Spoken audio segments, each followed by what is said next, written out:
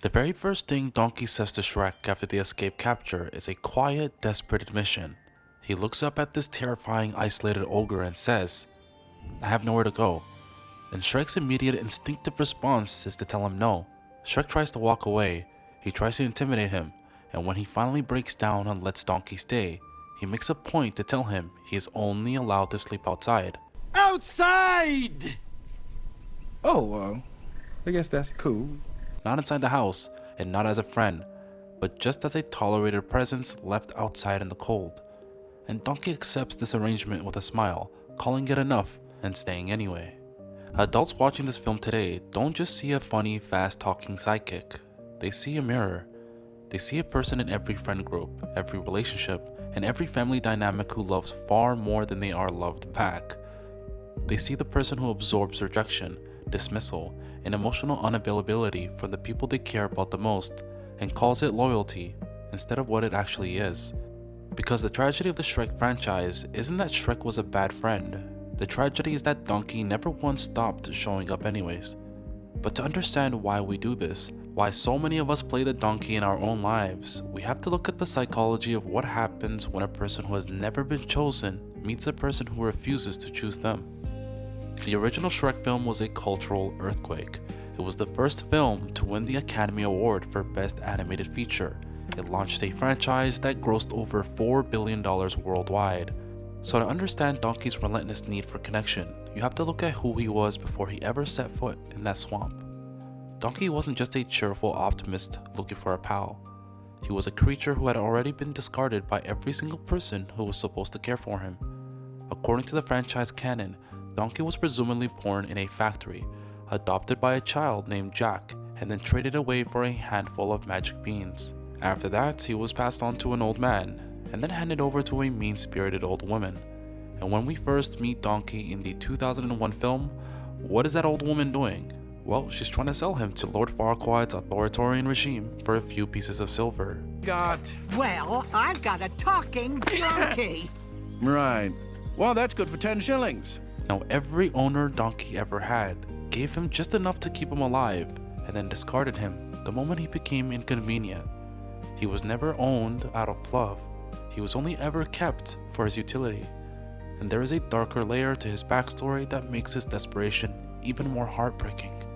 Fans have long pointed to the Pinocchio theory, noting that in the original animated Pinocchio, the wayward boys who went to the Pleasure Island were transformed into donkeys and sold into slave labor. In Shrek the Third, Donkey makes a passing comment about being bullied and suffering wedgies when he was young. He also coaches Puss in Boots on how to control his hee-hawing when they swap bodies, saying that it takes practice. Now, these details suggest a haunting possibility. Donkey wasn't just abandoned. He may have been a human child who was transformed into something lesser by people who exploited him, stripped him of his humanity, and sold him into captivity. Whether you accept the literal Pinocchio theory or just the history of his owners, the psychological blueprint remains the exact same. By the time Donkey meets Shrek, his obsession with friendship isn't just a quirky personality trait. It is a profound trauma response. It is the survival mechanism of a creature who believes that if he stops talking, if he stops entertaining, and if he stops making himself useful, he will be abandoned all over again. But that's not even the most uncomfortable part of this story. If you look closely at Donkey's behavior, you aren't just looking at a fairy tale character. You are looking at a textbook clinical manifestation of anxious attachment. Now, attachment theory, developed by psychiatrist John Bowlby and psychologist Mary Ainsworth, suggests that how we form emotional bonds in early childhood dictates how we behave in adult relationships. Roughly 20% of the adult population has an anxious attachment style. Now, that is tens of millions of people who fundamentally fear abandonment and will overinvest in relationships with unavailable people just to feel safe. Anxious attachment doesn't develop because a child was completely unloved. It develops through inconsistent caregiving. It happens when a caregiver is sometimes warm and supportive, but other times completely misattuned, emotionally absent, or physically gone. Now, the child experiences love being given, and then love being taken away, because the subconscious mind is programmed through repetition and emotion, and this cycle conditions the brain to believe that love is inherently unstable. The child grows up believing that their needs are only important to others when it's convenient. Donkey's inconsistent caregiving was literal. Every owner kept him alive, but traded him away. And as adults, anxiously attached individuals find themselves in relationships that mirror these exact childhood dynamics. They pursue unavailable people because unavailability is the only love language they have ever been taught. They need constant reassurance that they are worthy. They are highly sensitive to their partner's moods, perceiving even ambiguous situations as immediate threats to the relationship. Think about the running gag throughout the entire first film. Donkey is constantly following a few steps behind, calling out, "Shrek, Shrek, Shrek." Now every single instance of that joke is an anxiously attached person reaching out to test the connection, terrified that if they don't force an interaction, the other person will simply forget they exist. Now the anxious attacher doesn't just love more than their partner, they need to love more because the act of giving love is the only way they know how to make themselves feel safe in the world. But an anxious attacher rarely falls for a secure person. They almost always fall for their psychological opposite. So if Donkey is the embodiment of anxious attachment, Shrek is the ultimate avatar of avoidant attachment. Now people with an avoidant attachment style are deeply uncomfortable with emotional closeness. They value independence and autonomy above all else, and they will physically or emotionally distance themselves when a relationship begins to feel too demanding. Avoidant attachment develops when a child's caretaker is consistently emotionally unavailable or unresponsive, teaching the child that seeking comfort is not only useless, but dangerous. According to the lore revealed in Shrek the Musical, Shrek was sent away by his own parents on his 7th birthday. He was deliberately abandoned by the people who were supposed to love him unconditionally. Now Shrek's avoidance isn't cruelty, it's his armor.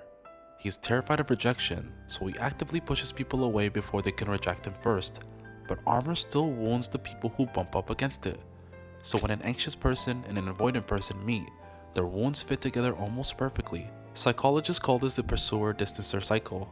The anxious partner seeks closeness and reassurance to soothe their fear of abandonment, and the avoidant partner perceives this neediness as a threat to their own independence, so they withdraw to feel safe. Now the more the avoidant partner pulls back, the more the anxious partner panics and chases, and the more the anxious partner chases, the more suffered the avoidant partner feels. Now it is a devastating cycle where no one gets their needs met, yet both people feel strangely at home because the pain feels familiar. Now we see this dynamic play out perfectly in the film. Shrek finally reveals his deepest insecurity to Donkey, saying, People take one look at me and go, "Ah, help, run! A big, stupid, ugly ogre." and Donkey responds by offering him something Shrek has never received in his entire life. He offers immediate, unconditional acceptance without even being asked for it. And how does Shrek respond? He calls Donkey a dense, irritating miniature beast of burden and walks away. Now this is the pattern the entire franchise is built on. During the famous campfire scene, Shrek explains his emotional walls using the metaphor of an onion. Donkey desperately tries to connect with him, suggesting that everybody loves cake. Shrek shuts him down aggressively, and yet, mere seconds after being insulted and verbally pushed away, it is Donkey who softens his voice and asks, "What about you? What are you thinking?" Donkey absorbs the rejection, internalizes the insult, and continues to do the emotional heavy lifting for the both of them. Even after they save the princess, and even after Donkey risks his life against a fire-breathing dragon, even after he proves his loyalty 100 times over, the very first scene of Shrek 2 features Shrek returning from his honeymoon and immediately telling Donkey to get out of his house, and Donkey shows back up anyway, because his loyalty is not conditional on reciprocity. But we have to ask ourselves, what is the actual cost of this kind of loyalty? Donkey kind of represents Shrek's shadow, and Carl Jung taught that the shadow isn't just the dark parts of our personality, it contains the repressed qualities that we need to integrate in order to become whole. Donkey embodies the joy, the sociability, the vulnerability, and the emotional openness that Shrek has spent his entire life suppressing. This is why Donkey's presence is so destabilizing to Shrek, because Donkey doesn't just annoy him, Donkey represents everything Shrek desperately wants to be, but is too terrified to attempt. And Shrek's cruelty towards Donkey is, in part, Shrek being cruel to the softest, most vulnerable version of himself. Shrek's emotional growth throughout the film is beautiful. He learns to open up, he learns to love Fiona, and he slowly learns to accept Donkey as a friend. But that growth is entirely subsidized by Donkey's pain. Shrek becomes a better person, because Donkey refuses to leave. Donkey absorbs rejection after rejection, insult after insult, so that Shrek can slowly realize that it is safe to be loved. The movie frames this as a happy ending, and in context of the fairy tale, it is. But in the real world, this dynamic is incredibly destructive. Because data from 2003, the YouGov study, reveals that 40% of Americans with an anxious attachment style say they often or always feel like they lack companionship, compared to just 12% of securely attached people. Now, previous psychological research shows that highly anxious individuals often find themselves trapped in stable but ultimately dissatisfying romantic and platonic relationships. They normalize being told no, and they learn to survive on breadcrumbs of affection. When Puss in Boots arrives in the second film, Donkey doesn't just feel a little bit left out, he exhibits a visceral, panicked fear of replacement. He has spent an entire film earning Shrek's trust, and the moment a newer, shinier, more competent companion arrives, Donkey assumes he is about to be discarded again. That is not friendship anxiety, that is survival anxiety dressed up in a comedy routine. Even Donkey's ultimate romantic success reflects this tragic pattern. Donkey ends up marrying Dragon. He finds love with a creature who initially tried to eat him alive and who literally lacks the biological capacity to speak words of rejection. He secures a relationship where he can never be verbally pushed away again. And while the film plays this for laughs, it is a haunting reflection of how anxious attachers will compromise their own safety just to secure a bond. Which brings us to the mirror that this movie holds up to all of us. A one-sided friendship occurs when one person consistently invests more time, energy, and emotional effort into the relationship more than the other person.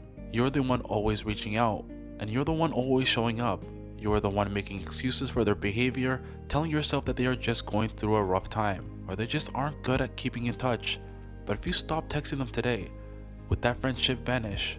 If Donkey had stopped following Shrek after being told no that very first night, would Shrek have ever come looking for him? Now, clinical psychologist Dr. Lindsay Gibson notes that if you find yourselves having the same fight for years and no growth is happening, it may not be a dynamic that can shift. One of the trickiest signs of a one-sided relationship is how it makes you question your own reality. You start wondering if you're too needy, too sensitive, or expecting too much from the people you love. You convince yourself that your willingness to endure their emotional distance is a badge of honor. You'll call it loyalty, devotion, you call it being a good friend, but if their loyalty to you comes with conditions, and your loyalty to them comes with sacrifices, then it isn't loyalty at all. It's just a reenactment of an old wound. If you're the only one reading the self-help books, the only one going to therapy, and the only one trying to communicate better, the relationship is fundamentally imbalanced. Now, attachment wounds can heal in a relationship. The anxious-avoidant trap can be broken, but it can only happen if both people are actively working on it. I fixed it myself. Now, one person cannot carry the emotional weight of a friendship alone, no matter how strong their back is. Now, Donkey's loyalty is not the problem. His loyalty is honestly genuinely beautiful. It's one of the most profound and generous acts in animated film history. Now, here is the creature with every logical reason to shut down, to close off and hate the world, and instead, he chooses every single day to show up with his whole unguarded heart. And the question isn't whether Donkey was wrong to love Shrek, because he wasn't. Now, Shrek became a warmer, a much better, more complete person because of him, and that matters. The real question is, what did this say about what Donkey believed he deserved? And for those of us watching who recognize ourselves in him, those of us who have spent years being the donkey to someone else's Shrek, the movie never asks that question. But we have to. We have to ask why we are so comfortable being the supporting character in someone else's emotional breakthrough. We have to ask why we are willing to be the collateral damage of someone else's healing journey. Now, the donkeys of the world deserve more than to be someone else's character development. You deserve more than to be a loyal sidekick who absorbs the blows so the hero can finally have their happy ending. Your capacity to love unconditionally is a gift, but it is a gift that belongs in the hands of someone who doesn't have to be convinced to hold it. And you deserve to be the main character of your own story. And the first step to getting there is realizing that you don't have to follow anyone into the swamp just to prove that you are worthy of staying inside the house. And to be honest with everybody watching, I love you guys, because I was always donkey.